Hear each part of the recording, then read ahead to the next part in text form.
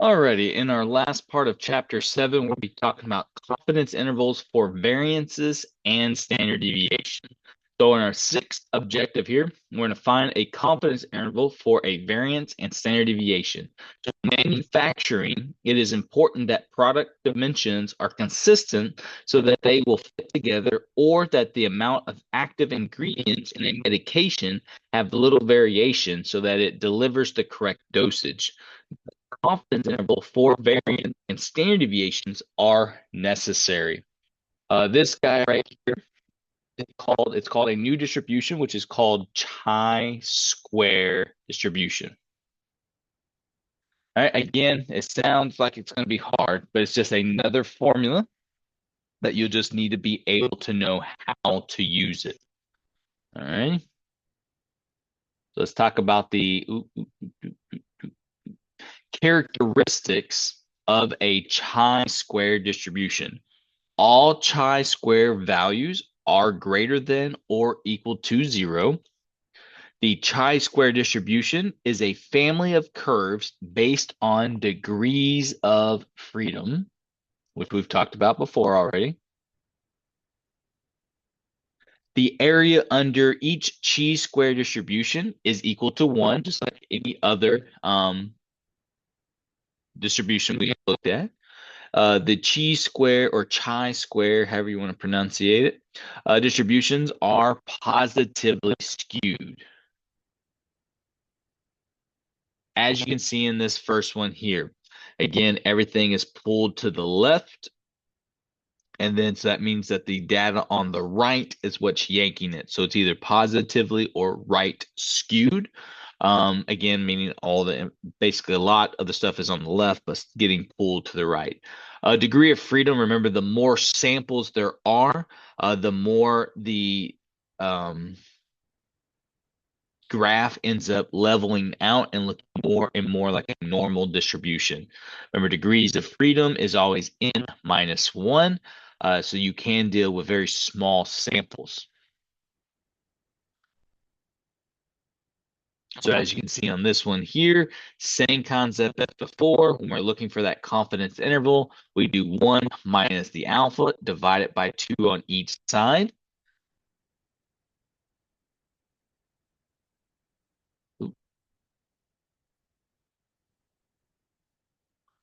Again, to find the critical values of chi-squared, that's what this would be right here. It's like the fancy, we use table G from Appendix A. So this is another table that you need to be familiar with. You need to know the degrees of freedom,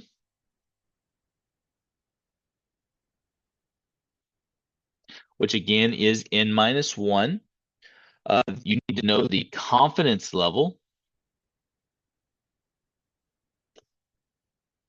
and the value of our alpha.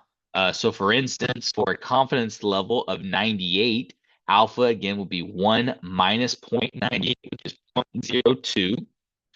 Then we would divide that by 2. So then we would locate the degrees of freedom on the left-hand column of the values for alpha divided by 2, and 1 minus alpha divided by 2 in the top row. So again, left-hand column for the degrees of freedom, and the values for alpha divided by 2 and 1 minus alpha divided by 2 in the top row. So the values of chi-squared left is the row corresponding to the degrees of freedom, and the column corresponding to 1 minus alpha divided by 2 is the value of chi-squared right. So yeah, and then is the row corresponding to the degree of freedoms, and the column corresponding to alpha divided by 2, because you'll have a left and right interval there. So if the number of degrees of freedom is not given in the table, we'll use the closest lower value in the table. Again, if we're like off by, if it's between 2, we'll use the lower one. All right. This is what a chi-square looks like, a table at least. Ooh, wow. Hold on. Get this perfect. Just need to do the top part. All right, so you have your degree freedoms on the far left side. And then on the left side, you have the 0.95. And on the right side, you have the alpha divided by 2. So this is like the, um, so according to the thing, the left is the corresponding to the degree of freedom, and columns corresponding to 1 minus alpha divided by 2. And the values to the right is the columns dealing with alpha divided by 2. Hmm. This looks more like the alpha divided by 2, and this looks more like 1 minus alpha divided by 2. But we'll do some examples to make it make more sense. Like in this example here. Example 11, it wants us to find the left and right chi-squared. So again, to find the left and right for alpha of 0.05 and n6. So the sample size is 6. The degree of freedom would be n minus 1. So that's 6 minus 1, which is 5. There's the alpha, so alpha divided by 2, since it was solved for us. We would divide it by 2, get 0.025, and then do 1 minus that, get 0.975. So if we go to 0.975, with a right here, so here's 5. 0.975 is the 0.831. So here we go. So let's go back down. So that would be, hold on, I'm getting 975 at 5. Right, 0.97, there it is right there. So it's 0.831.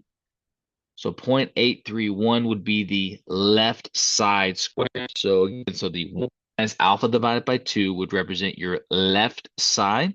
And then the alpha divided by 2, which was 0.025, you would just go up here again. Here's 5.025. You can see is 12.83. So this is on the right side of the chi-squared. This is on the left side. So looking at the table, this is the left, this is the right. All right, so there's your left and right. So on the next example, it wants us to do it. It says it wants us to find the left and right side at alpha of b of 0.02 and n of 19. So here we go. So degree of freedom,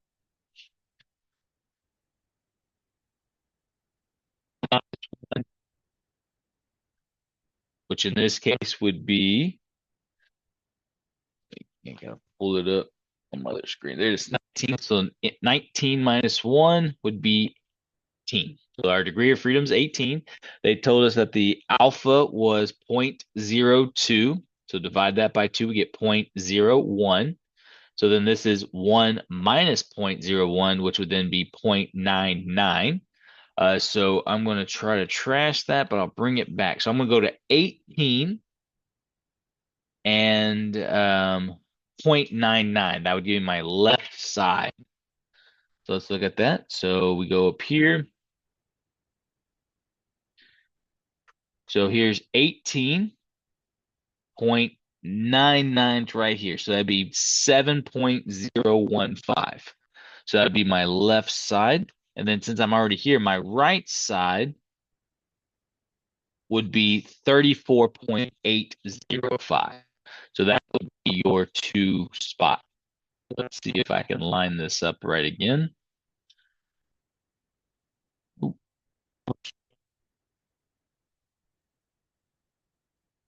there you go. So again, looking at that table, the left side of the table told me that at 0.99, it was 7.15. And on the right side at 0.01, I got 34.805. All right. So hopefully that makes a little bit more sense on the left and right of your chi-squared.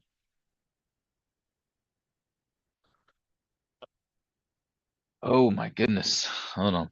Let's figure out where we're at.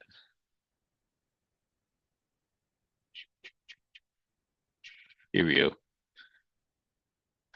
So the formula for the confidence of interval for a variance is as follows. So you would do n minus 1, the degree of freedom, times the sample standard deviation squared, divided by the right.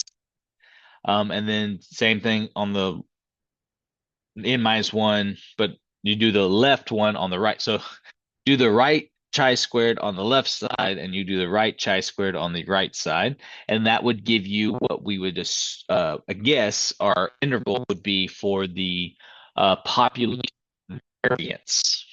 All right.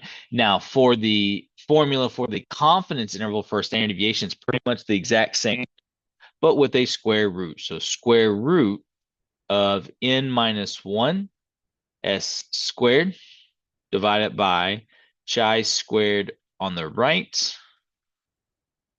And then this will be the square root of your degrees of freedom times the sample standard deviation squared divided by chi squared left. All right. Now, assumptions for finding a confidence interval for a variance or standard deviation. Once again, we assume the sample is a random sample. The population must be normally distributed.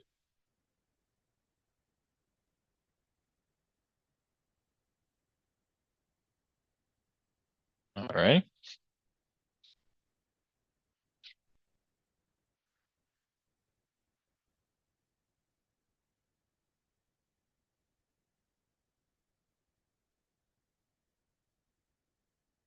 So when computing a confidence interval for a population or standard deviation,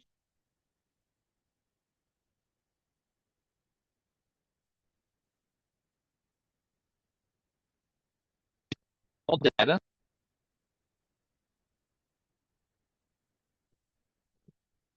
we're going to round off to one more decimal place at the number of decimal places in the original data. However, if you're using sample statistics, round off to the same number of decimals given for the sample variance or sample standard. All right, so let's look at an example. So I'm actually going to try to adjust this a little bit. I get the example on one page.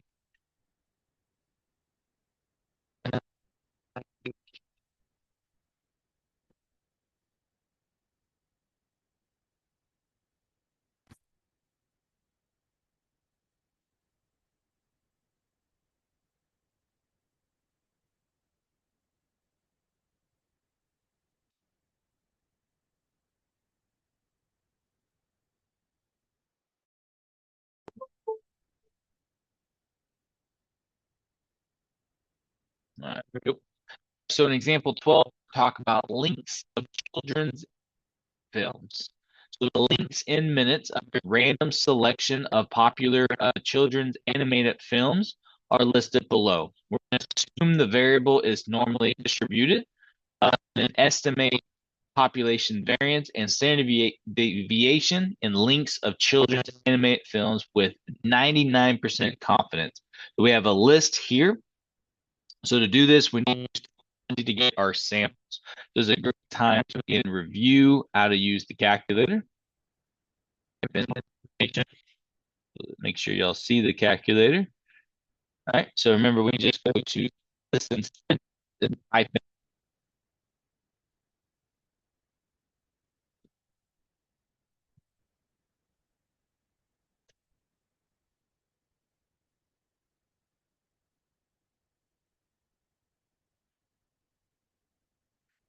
Just make sure 11. So 1, 2, 3, 4, 5, 6, 7, 8. All right. Then we just go to that.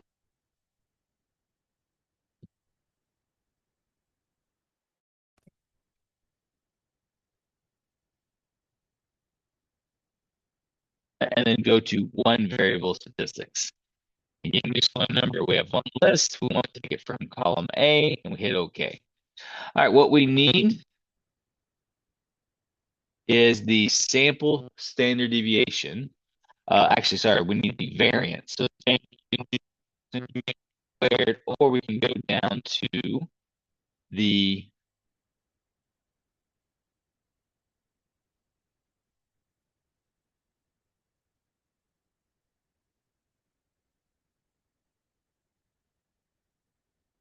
That is not the one I need. All right, so I'm just going to take this one and square it. All right, so I'm gonna grab a regular calculator.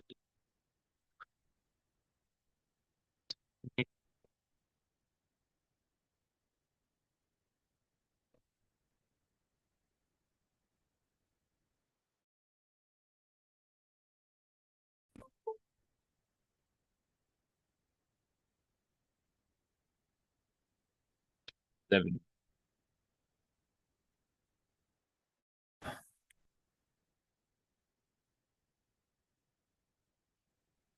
I do apologize for the speaker stuff. Hopefully now it is going to work. I will keep with it. All right, so there is my variance there. So I'm going to jump back to the screen.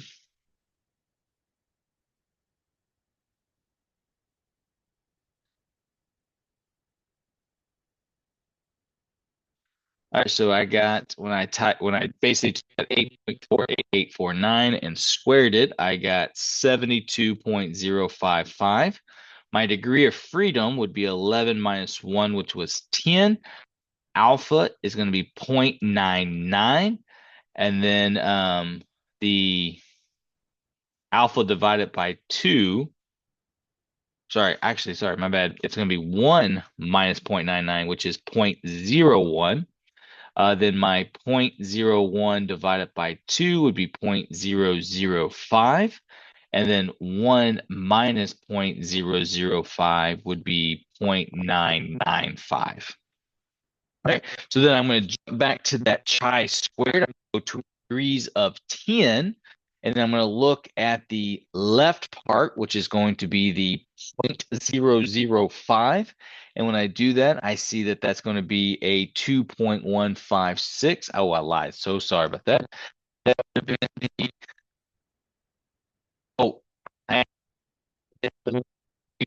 995, 2.1. Right. The part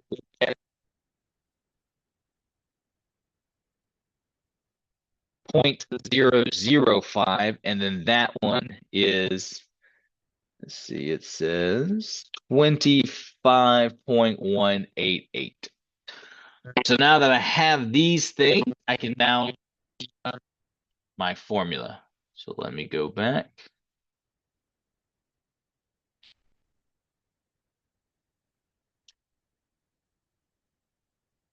So now to substitute it in here, my degree of freedom was 10. My sample variance was 72.055. My right side ended up being 25.188. And then the other side would be 10.72.055 divided by the left side, which I found to be 2.156.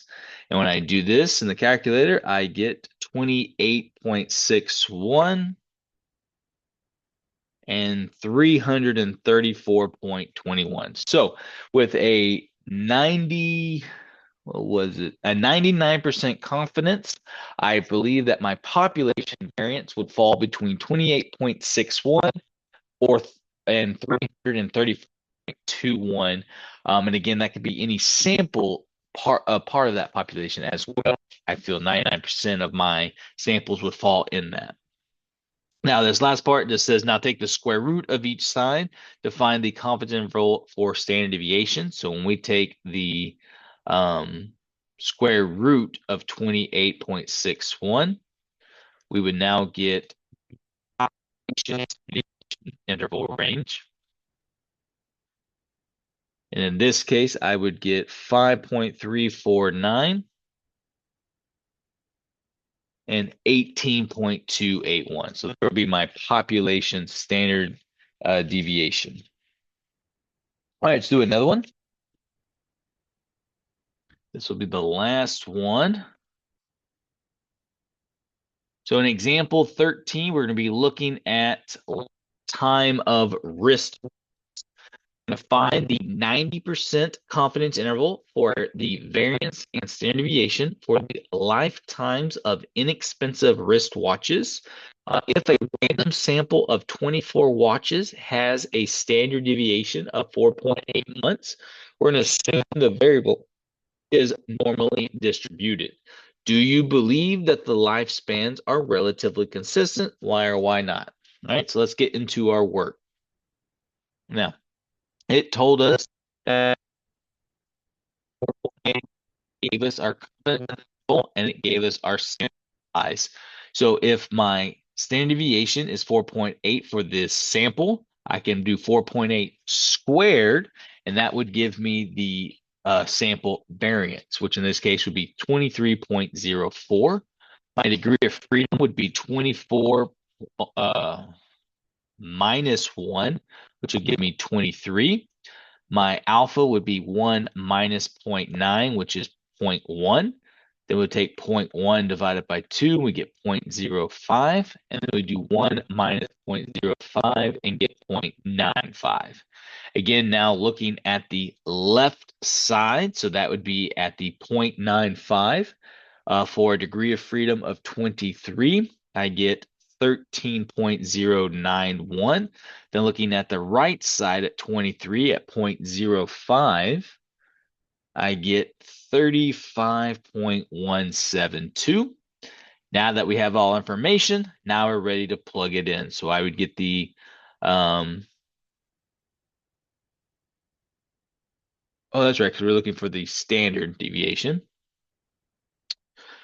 So then I'd get the square root of degree of freedom. So that would be 23 times my variance, which is 23.04, divided by the right side, which was 35.172. And then I would do 23 times 23.04 divided by the left side, which was 13.091. When I do this in the calculator, I come out to 3.882 and 6.362. So again, I would think my population standard deviation would between 3.882 and 6.362. The question, though, is asked yes or no, will the lifetimes are or not relatively consistent? Because I think you could really go in a few different directions here. But what this tells me here is this could potentially be one standard deviation away. So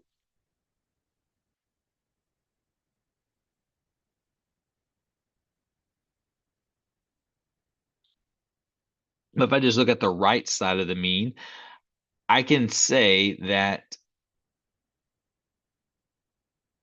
was it 67% of my watches would last almost 4 months, where maybe potentially what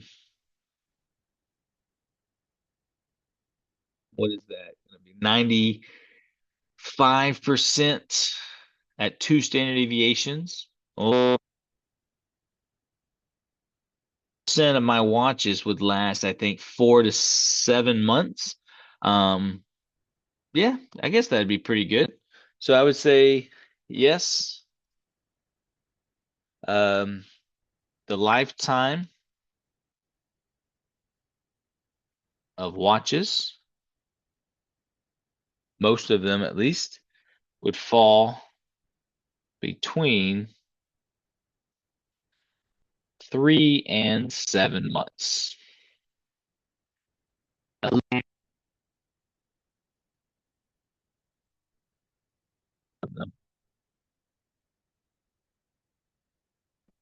And you could go the other way. Maybe that's not long. No, I don't think lifetime is that great for kids. I really don't wear a watch. So honest, no, a good lifetime. But 3 to 7 months, change out a battery. I think you're doing pretty good. All right. So that's pretty much it. I don't got anything else to talk about with confidence intervals. If you need more examples or more explanation, just reach out. We only have two more chapters left, 8 and 10, and we do pretty much all of 8, but only a couple of sections of 10. But as always, if you need help, just reach out. Until the next video.